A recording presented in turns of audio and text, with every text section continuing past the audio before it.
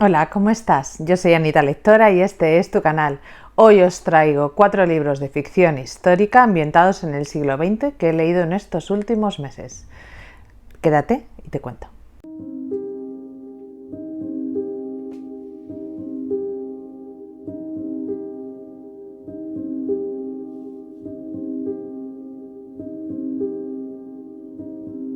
Ay, hola lectores, ¿cómo estáis? Pues nada, yo divina, que os voy a contar. He conseguido extender mi Semana Santa, así que vivo living.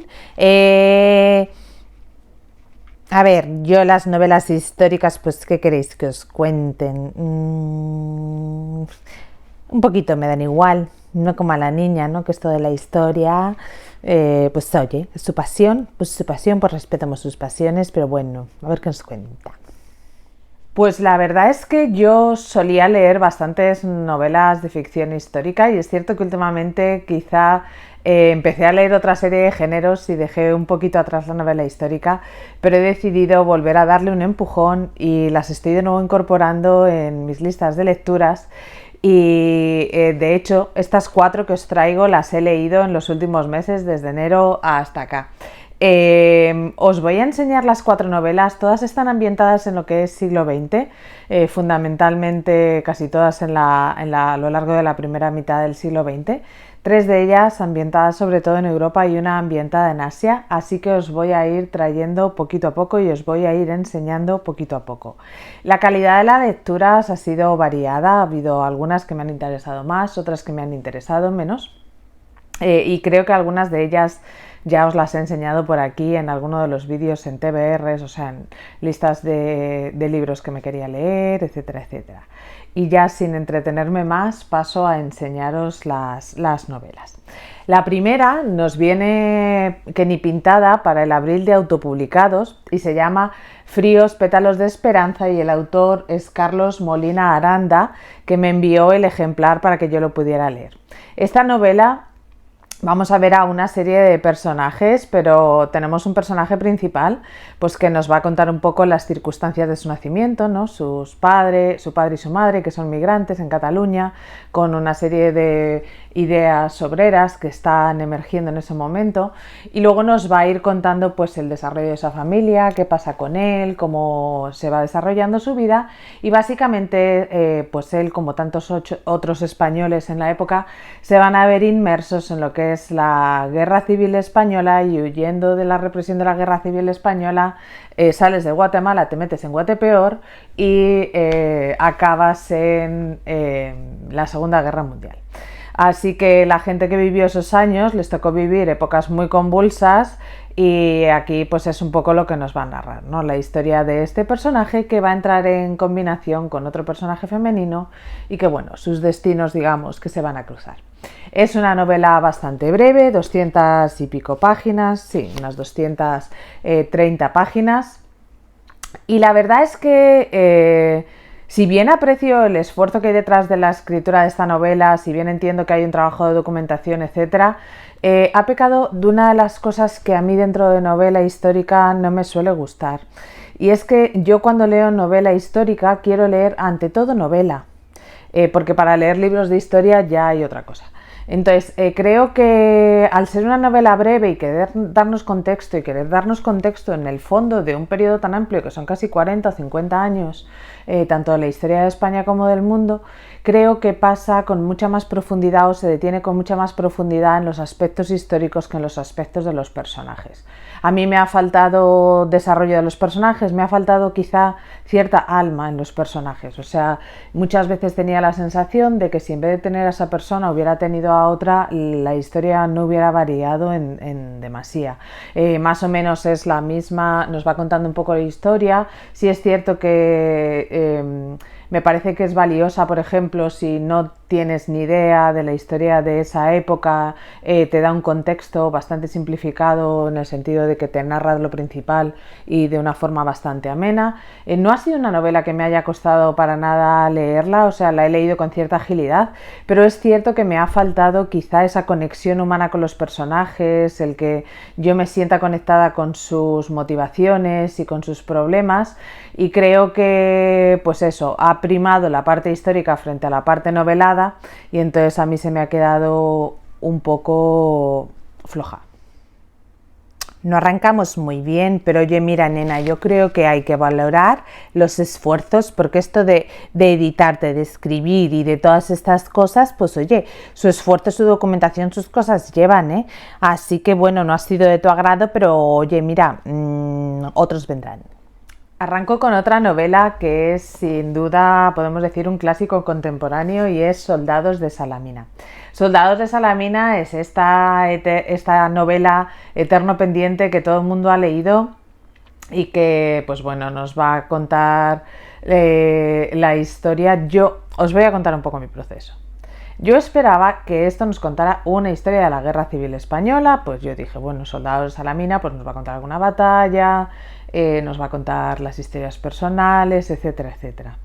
Pero no ha sido para nada eso. Es más bien una historia que nos va a contar, por un lado, una investigación periodística de un periodista escritor que quiere escribir libros, pero a la par trabaja de periodista y le surge esta historia de Sánchez Mazas, que es uno de los históricos de la Falange Española, que fue fusilado, pero vamos, que no le fusilaron, que consiguió sobrevivir, consiguió escapar y que consiguió escapar gracias a que un soldado le vio y decidió no matarle.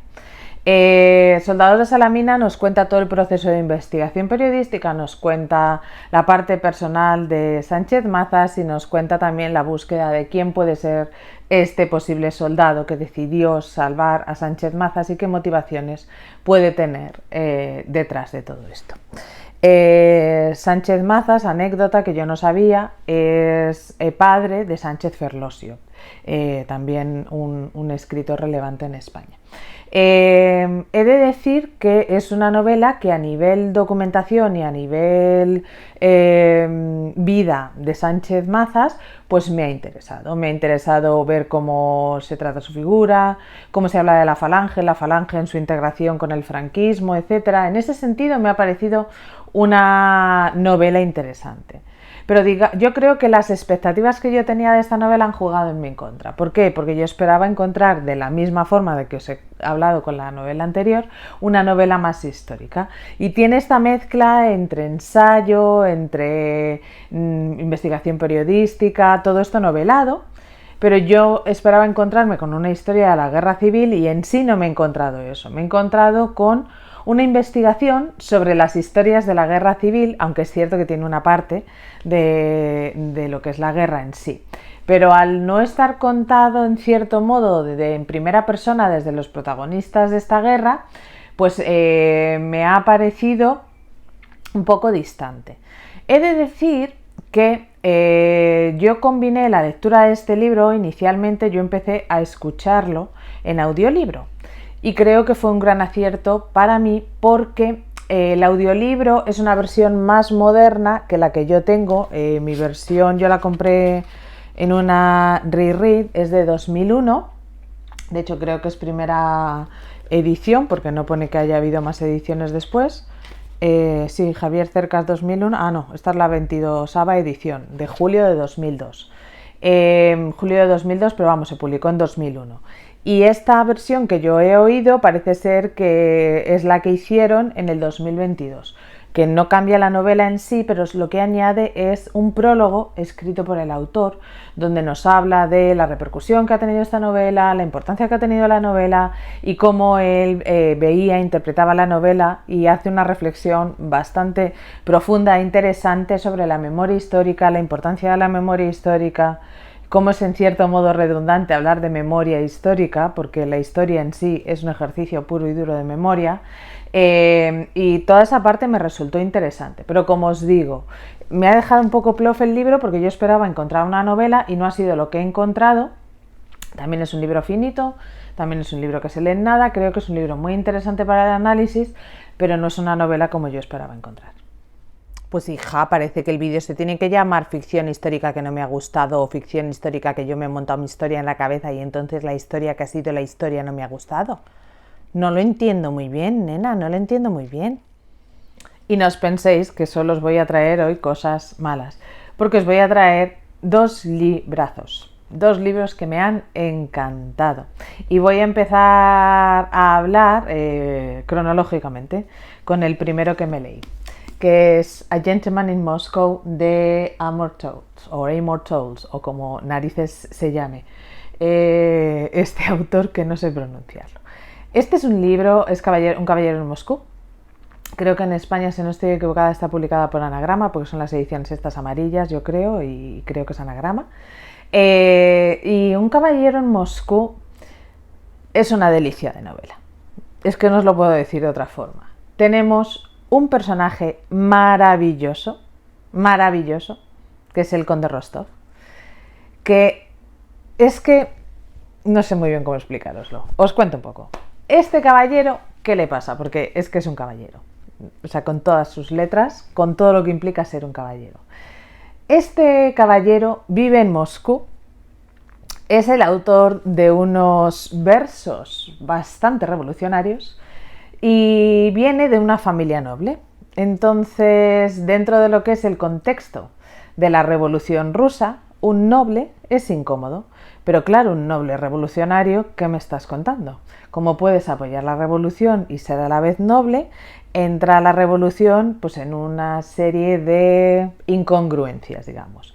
Entonces, ¿qué decisión toma el gobierno sobre qué hacer con el conde Rostov?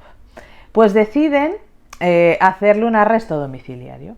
¿Pero dónde vive el conde Rostov? En un hotel, que si no recuerdo mal es el Metropol, porque me lo leí en enero, efectivamente, el Hotel Metropol.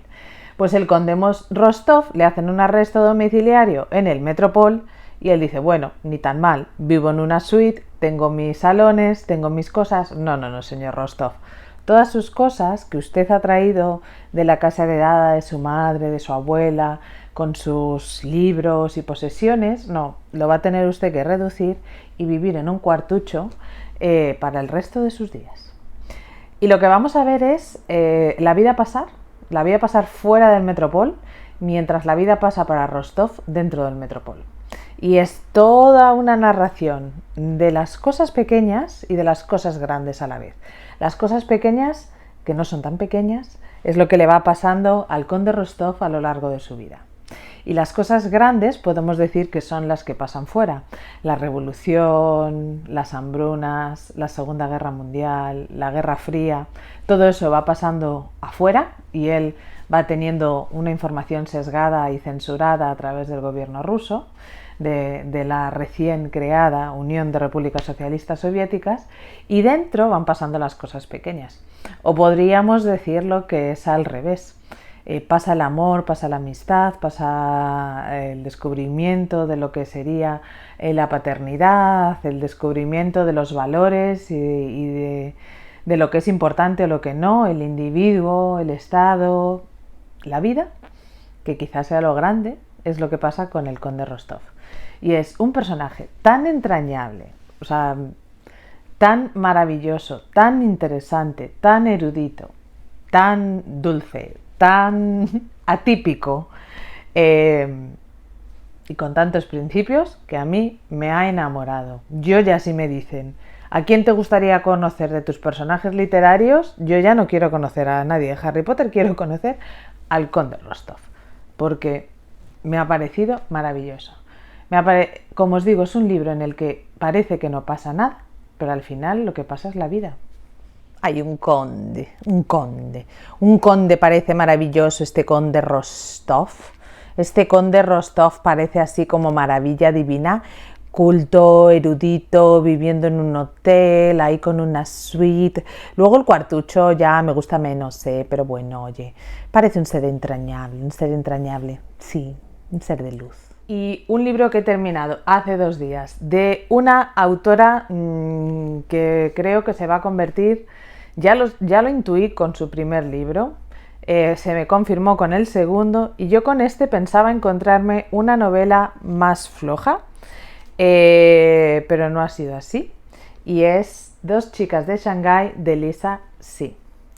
Esta mujer hace precisamente lo que a mí me gusta en las novelas históricas, que es Una novela que te atrapa, que te envuelve, con unos personajes muy bien desarrollados, muy interesantes, personajes que evolucionan, que te cuentan historias, que tienen sus propios conflictos y sus propias motivaciones, a la par que tú vas aprendiendo del contexto histórico, así como si te fueran alimentando a cucharaditas, llegas al final y has aprendido tantísimo de esa época, pero tú has estado centrado en la historia de esos personajes, no en sí en la historia que les envuelve.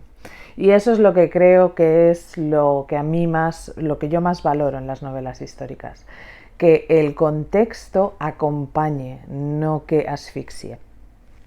Entonces, ¿qué tenemos aquí? Tenemos dos hermanas que son Pearl y May. Pearl y May son lo que se llaman las chicas bonitas. Son estas chicas que aparecen en calendarios en la época de prosperidad en China. China ha empezado a industrializarse, todavía muy por detrás de una gran potencia como es Japón en la época en Asia, pero Shanghái se convierte en esta ciudad internacional donde están las grandes potencias europeas y mundiales, donde tienes el barrio americano, el barrio francés, donde tienes a los británicos y claro, a los japoneses, ¿no? Como ellos les llaman, los micos. Y vamos a ver cómo estas dos hermanas de Shanghái empiezan a abrazar lo que es un concepto de modernidad. Quieren ser una nueva mujer, quieren vivir de forma diferente a su madre, que por ejemplo había tenido los pies vendados y había vivido un matrimonio arranged, me sale en inglés, como lo suelo dar, un matrimonio concertado. Había tenido un matrimonio concertado y entonces, pues bueno, esto les va a influir. Por circunstancias, en los años 30, pues bueno, Japón invade China y una de las primeras ciudades en atacar va a ser Shanghái. ¿Cómo te va a cambiar esta invasión? Vamos a acompañar a estas dos hermanas, en el periplo de su vida que las va a llevar a migrar fuera de sus fronteras, a establecer una nueva vida en Estados Unidos y vamos a acompañarlas en su evolución, en sus penas, en sus alegrías, en su vida, a través de ellas y de sus descendientes, de los personajes, etc. Es cierto que las 30 o 40 primeras páginas a mí me costó un poquito arrancar, porque ¿qué me ha pasado? O sea, yo he empezado a leer Lisa Sí por La isla de las mujeres del mar, que no me cansaré de recomendaros y que me parece un librazo. Luego leí El abanico de seda y me encantó, claro, no al nivel de La isla de las mujeres del mar, pero me encantó. Y ahora he leído Las chicas de Shanghái y yo esperaba encontrarme con una historia menor, digamos. Y no me ha parecido para nada una historia menor. Sí es cierto, os aviso, esta historia tiene una segunda parte y de hecho el libro te deja con una segunda parte. O sea, acaba que no acaba. O sea, acaba que tú dices, bueno, ¿y ahora qué va a pasar? Con lo cual me leeré la siguiente parte, que todavía no tengo, de hecho no me acuerdo ni cómo se llama, la tengo apuntada por ahí, pero me haré con la siguiente parte porque la idea es leer y ver qué pasa después, ¿no? Después de una serie de acontecimientos que van a pasar en este libro. Pero es un libro que he disfrutado mucho la lectura, he disfrutado mucho en los distintos escenarios y he disfrutado mucho de la historia de las dos hermanas, de lo que les acontece, etcétera. Así que estos dos libros os los recomiendo mucho. Me han gustado un montón. Lo tuyo con la literatura asiática está haciendo un poquito pesadito, nena, ¿eh? O sea, entre las guerras, los japoneses todo el rato invadiendo, tú ahí todo el rato viendo a coreanos y a chinos sufrir, y los japoneses venga que invadir. Menos mal que luego también lees otras novelas, ¿no? De otros países y estas cosas, porque eres un poquito intensa, ¿eh? Un poquito. Y Lisa sí, pues mira, bien. Y bueno, por mí nada más. Espero poder traeros más vídeos temáticos de ficción histórica o novela histórica, que sabéis que la disfruto y que me encanta. Y espero que me recomendéis también alguna novela histórica para que yo vaya leyendo. Os aviso que últimamente estoy introduciendo, además de thrillers y mis lecturas habituales, estoy poniendo más novela histórica porque la verdad es que me encanta. Bueno, ya lo sabéis. Lo que pasa que, a ver, yo soy profe de historia, estoy todo el día dando historia, entonces a veces me saturo, con lo cual por eso a veces no me apetece leer tanto novela histórica, sobre todo si estoy a tope de corregir. Pero bueno, por mí nada más, os mando un besito muy grande y nos vemos pronto.